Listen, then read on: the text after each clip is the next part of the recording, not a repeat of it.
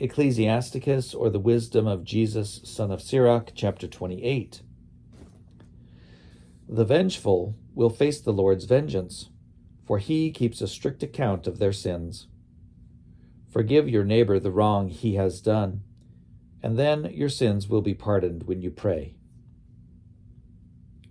Does anyone harbor anger against another and expect healing from the Lord? If people have no mercy toward those like themselves, can they then seek pardon for their own sins?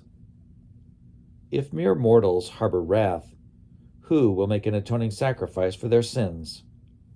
Remember the end of your life, and set enmity aside.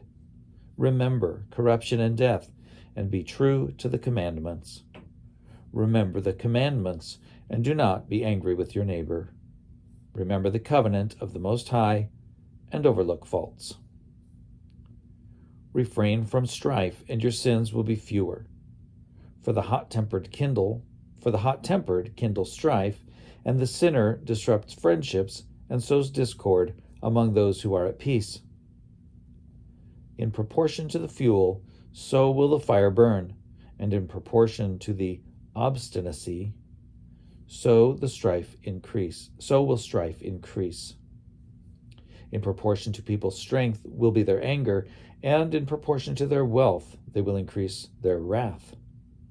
A hasty quarrel kindles a fire, and a hasty dispute sheds blood. If you blow on a spark, it will glow. If you spit on it, it will be put out. Yet both come out of your mouth. Curse the gossips and the double-tongued, for they destroy the peace of many. Slander has shaken many, and scattered them from nation to nation. It has destroyed strong cities, and overturned the houses of the great. Slander has driven courageous women from their homes, and deprived them of the fruit of their toil. Those who pay heed to slander will not find rest, nor will they settle down in peace.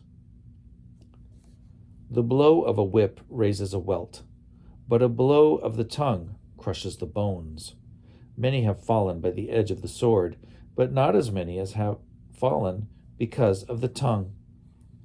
Happy is the one who is protected from it, who has not been exposed to its anger, who has not borne its yoke, and who has not been bound with its fetters.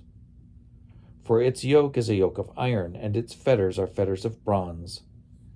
Its death is an evil death, and Hades is preferable to it. It has no power over the godly. They will not be burned in its flame. Those who forsake the Lord will fall into its power. It will burn among them and will not be put out. It will be sent out against them like a lion. Like a leopard, it will mangle them.